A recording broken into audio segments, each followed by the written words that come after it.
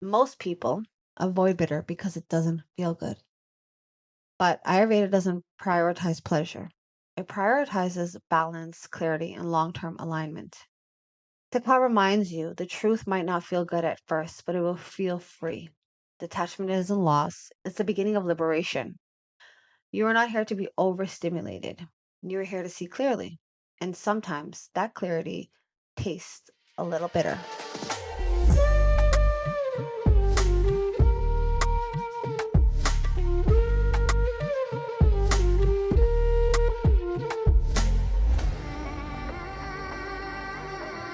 Hey everyone, welcome back to A Talk with G, the podcast where ancient medicine meets soul remembrance. I'm your host Gia, and today we're stepping into our fifth episode of our sixth taste in the Ayurvedic series, and into a rasa that's often misunderstood and almost always avoided, the bitter taste. Bitter is not flashy, it's not sweet, it doesn't rush in like heat or charm like salt. Bitter asks you something. It asks you to slow down, to strip away the distractions, to sit with what's real, not what's easy, to walk into the shadow and trust that clarity lives there. This is a taste of purification, discernment, and spiritual clarity. It is the taste that helps us digest not just food, but illusion. And it is the rasa that teaches us that sometimes what's hard to swallow is what we most need to heal. If you've been navigating confusion, emotional heaviness, mental clutter, or spiritual fog, if you've been craving stillness but also resisting silence, then bitter is the medicine you need. It may not seduce you like sweet or spark you like pungent, but it would show you the truth you didn't know you were ready for. So, take a deep breath in, soften your expectations, and let's explore the rasa that asks the least and offers the most. When stillness becomes the clearest mirror. In the language of Ayurveda, the bitter taste is the rasa of purification. It is not here to please the palate. It does not entertain, seduce, or comfort. It arrives with no agenda except truth. Where sweet nourishes us and sour awakens, salt connects and pungent moves, bitter clears, quietly, cleanly, and unapologetically. It doesn't offer distraction, it invites discernment. It doesn't fill you, it empties you in the most sacred way. The Kai is the rasa of the seer, the sage, the spiritual recluse, the inner alchemist. It is a taste of what remains when the noise is gone. Bitter is the least desired taste in our modern world, and perhaps the most necessary, because it reveals what most of the world rather avoid: the toxins we accumulate, physically and energetically, the attachments we cling to out of habit, not love, the illusion we've built to feel safe, but that keep us small, the mental clutter we mistake for clarity, the half truths we've used to delay transformation. Bitter asks us, what are you willing to let go of so you could finally see clearly? It is the rasa of detoxification, but not just of our body, but of belief.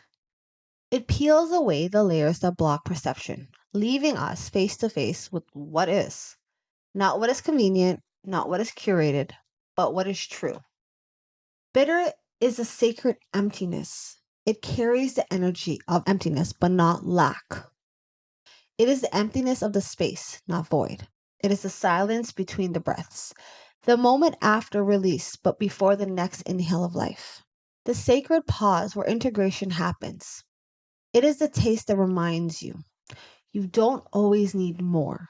Sometimes you need less, beautifully, consciously less. In our modern culture of overstimulation, overconsumption, and constant doing, bitter becomes a radical medicine. It helps us step back, let go, discern what is truly essential, reconnect to the simplicity that heals. It's not glamorous, but it's profound because in that emptiness, our spirit can breathe again. Psychologically, bitter taste relates to clarity over comfort, a sober reflection, spiritual maturity, subtle perception. The willingness to see what's beneath the surface.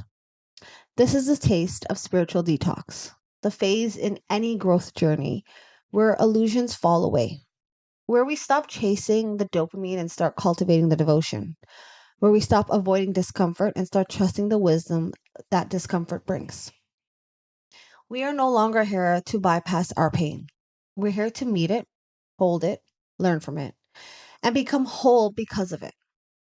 Bitter is composed of Vayu and Akash, the most subtle, less tangible, and most expansive elements, air and space. These elements do not build or bind, they release, they open, they make room for what's meant to come next. So, bitter is the wind that blows away the fog. It is the silence that dismantles the false narratives. It is a taste that returns us to neutral, to the truth, and to equality. It is not the storm, it's the quiet after, when everything else feels strangely still but deeply clear. In spiritual practices, bitter is tapas, the discipline, the discomfort, the cleansing, the proceeds of clarity. It is what the soul undergoes when it's ready to stop pretending, stop performing, stop pushing, and just be. To walk with bitter is to say, I am no longer afraid of the truth. I'm here to honor it. Because even if it doesn't taste sweet, truth is the most nourishing flavor of them all. The blend of this rasa is air and space, the elements of subtle truth. These are the lightest, most expansive, most untouchable elements in Ayurvedic cosmos. They do not build, they do not bind, they do not seduce, they liberate. Where earth and water create stability and fire creates transformation, air and space create release. They dissolve, refine, and expand. And that's exactly what bitter does. It takes what's heavy, congested, excessive, and clears it. It carves space, it opens windows into the soul, and it says, let's take a deep breath, let's clean the slate, and let's see what's actually here.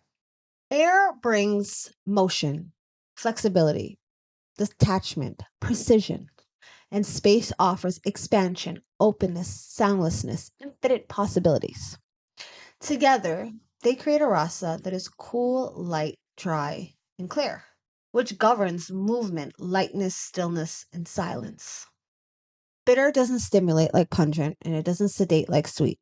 It refines. It makes room for the truth. This taste is the most detoxifying taste, and its influences is powerful. It pacifies our pitta and our kapha. For our pitta, which tends to run hot, sharp, and intense, bitter is like a shade on a scorching day. It cools inflammation, clears heat from the blood, and softens fiery moods like irritation, perfectionism, or frustration. It gently says, there is space. You do not need to force it. You can exhale. And for our kapha, which is heavy, congested, and slow at times, bitter acts as a broom for the body and mind. It removes excess water, mucus, and mental fog. It sharpens clarity, reduces lethargicness, invites movement without overexertion. Kappa's here. Let's clear this. You're stronger without the weight. But our vatas, you are aggravated in this taste because bitter shares the same element as you. It can easily unsettle your nervous system when overused. Too much bitter increases dryness, coldness, and detachment, which for our vatas can lead to anxiety, overthinking, physical depletion, and weak digestion, and emotional disconnection. Bitter should be balanced with grounding foods for our vata types, paired with oils, warm spices, soft textures, and slow movements. In a culture addicted to addition, more productivity, more supplements, more healing hacks, bitter invites the opposite. It asks, where are you ready to release? What can you live without? Where have you been overfed and undernourished? What in your life has become too much and is now blocking your truth? Bitter isn't loud, but it's exact. It cuts through an illusion, not harshly, but precisely. It teaches us that clarity often begins with subtraction, and that emptiness isn't failure, but freedom. Call on bitter when you feel mentally or emotional foggy. You're bloated physically or energetically. You're overwhelmed with options, inputs, or information. You feel spiritually dry or directionless. You need space to hear your intuition again. This taste is not for comfort, it is for clarity. It holds the frequency of a forest at dawn, the breath after a good cry, the stillness after a long needed goodbye. So, yes, bitter is hard to love, but that's because we don't always love the part of us that knows when it's time to let go. It is the initiator, the clearer, the sage who sits in silence and knows that the truth is enough. When we work with this rasa consciously, we stop fearing silence. We stop running from reduction. We remember, I don't need more. I need less with reverence. And from that sacred emptiness, everything can grow. When clarity becomes own nourishment, there's a strange and beautiful magic that happens when we allow ourselves to receive bitter. Not as punishment, not as deprivation, but as a sacred act of discernment. Because bitter isn't just a flavor, it's a frequency. It is the taste of what's real after the noise has quieted. It's what shows up when we stop reaching for sweetness just to cope or spice to feel alive. When welcomed consciously, this rasa becomes a kind of medicine we forget we need. A clarified wind, a quiet blessing, a sacred exhale after too many distractions. Bitter is considered one of the most cooling, clarifying tastes for the physical body because it doesn't sedate and it doesn't stimulate. It scrubs gently but thoroughly. The system's most prone to accumulation. It detoxifies the blood in the liver. This rasa supports the blood tissues and the pitta regulation, helping clear excess heat, acidity, and toxins from the liver and the bloodstream. This is key to managing skin issues, hormonal imbalance, and emotional irritability, rooted in internal inflammation. It clears the skin and lymph nodes. Bitter purifies our plasma and lymph, helping eliminate ama, the toxins, reducing congestion and support skin clarity. Think of it as a subtle runs through inner riverbeds of our being. It cools excess pitta. Because of the cooling and dry qualities, bitter helps pacify our internal flavor, especially useful for people with inflammation conditions, hot tempers, overactive digestion. And it improves our digestion and elimination. Ironically, by reducing stimulation, bitter helps rest our agni, bringing it back to balance so your body can absorb what it truly needs and eliminate what it doesn't. Emotionally, bitter isn't about comfort, it's about capacity. When life gets heavy, mentally, emotionally, or spiritually, we often crave stimulation or sweetness to distract us from the weight. However, this rasa teaches us something else. You don't need more input, you need more space. This is the taste that invites you to embrace the pause. Instead of trying to fill the silence, this rasa says stay, listen, and be with what is. It creates internal spaciousness, the kind that holds emotions without reacting to it. It sharpens our discernment. Bitter clears the energetic static, so you can actually hear your intuition. It refines perception and helps us distinguish between fear and truth, impulse and insight, fantasy and alignment. It detox our old emotions. Just as it clears the liver, this also clears our heart.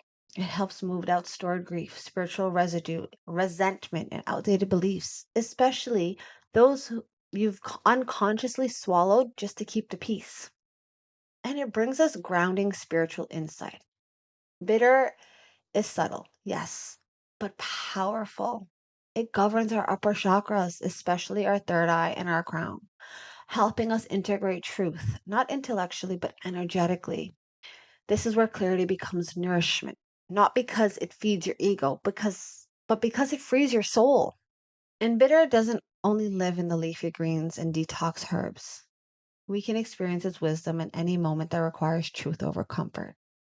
We are receiving bitter when we sit in the silence instead of reaching for the screen, when we meditate through discomfort instead of bypassing it, when we acknowledge a hard truth in our body and breathe through it. when we let go of a relationship, a habit, or an identity that no longer serves us, when we journal through the grief without needing a solution, when we stop performing and start simply being. These are all bitter rituals. They cleanse, they clarify, they soften the ego and strengthen the soul. Most people avoid bitter because it doesn't feel good.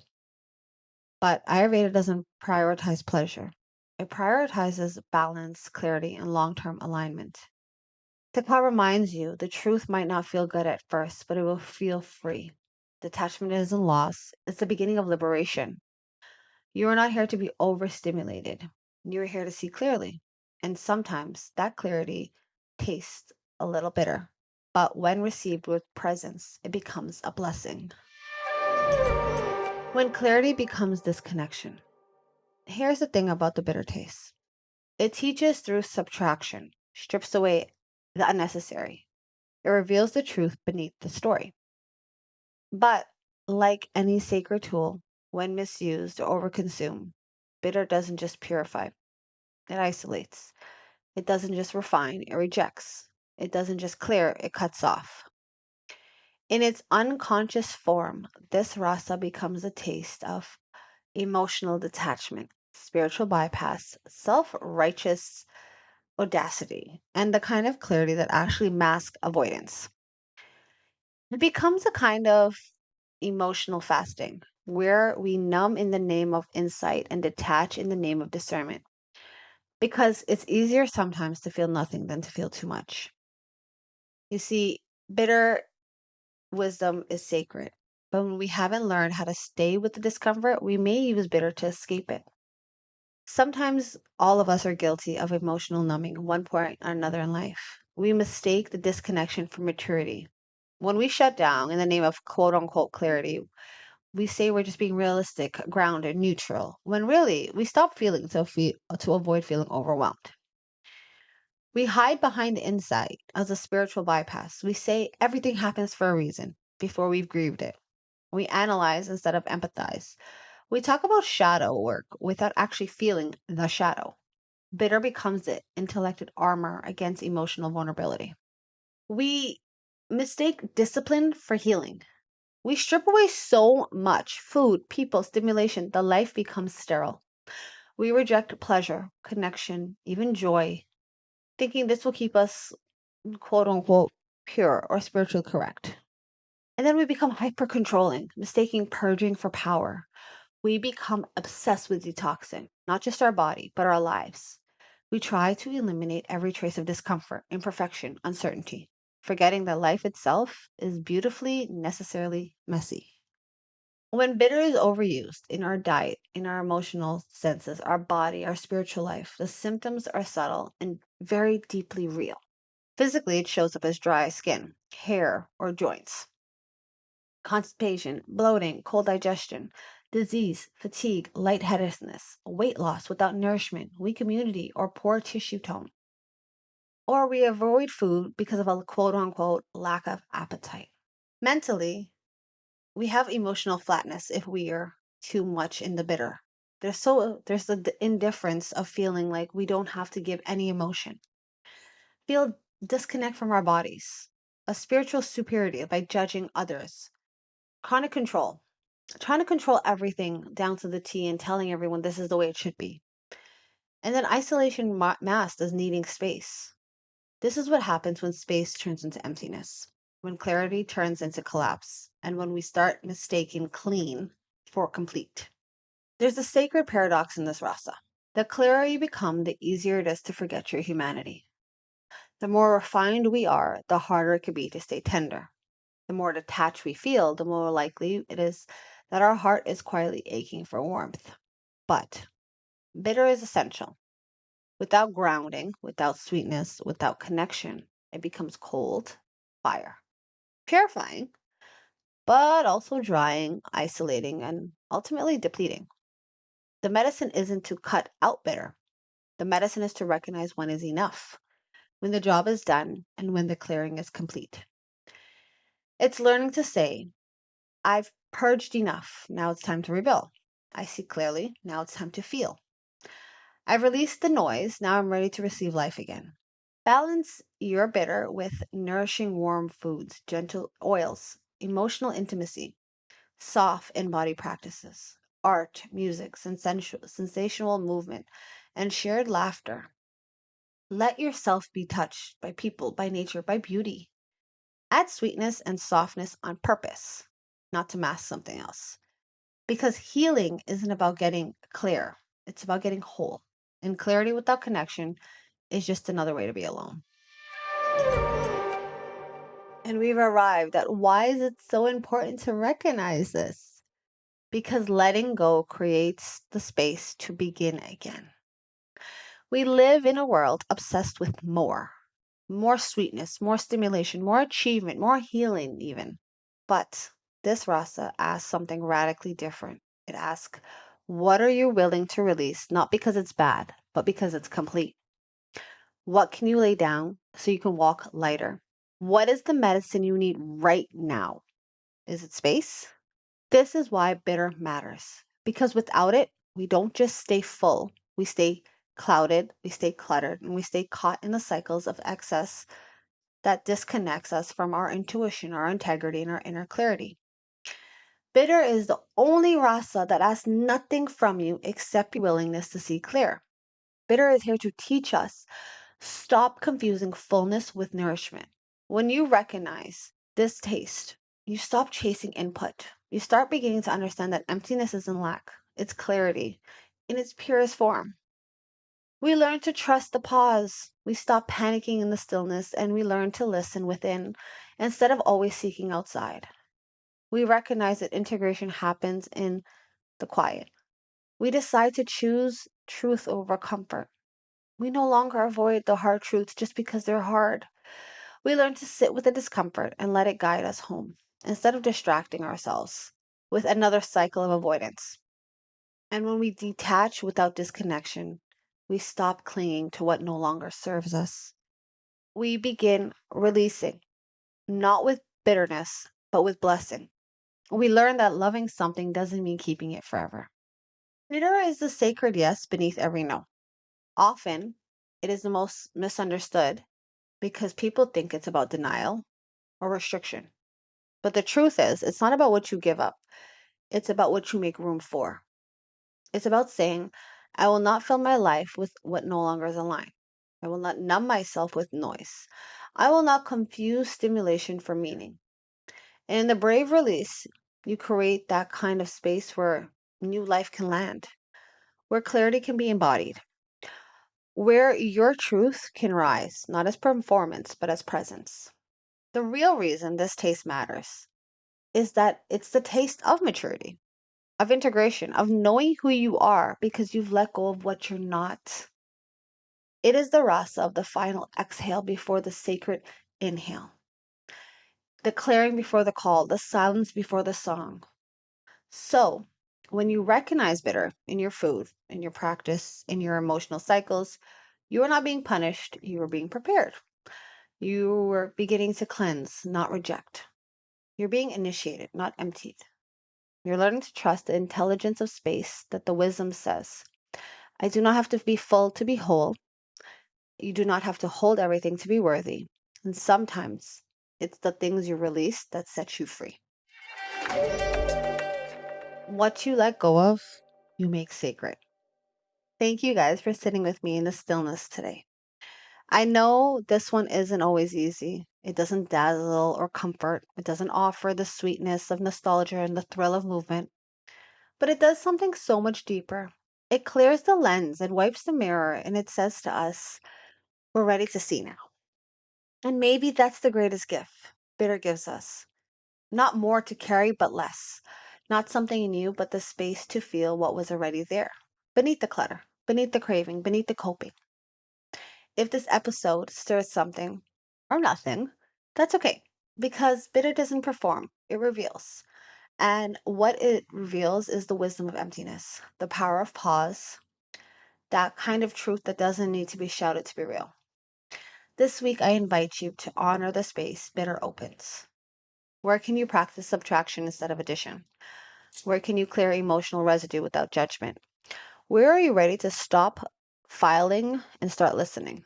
And most of all, where can you trust that clarity?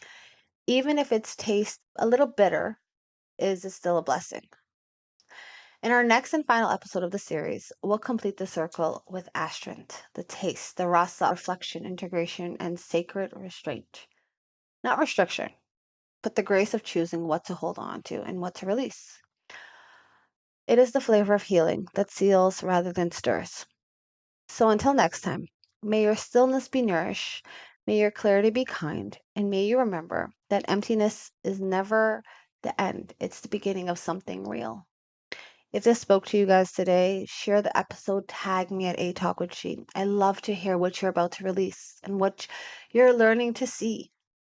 Be gentle, be open, and be clear.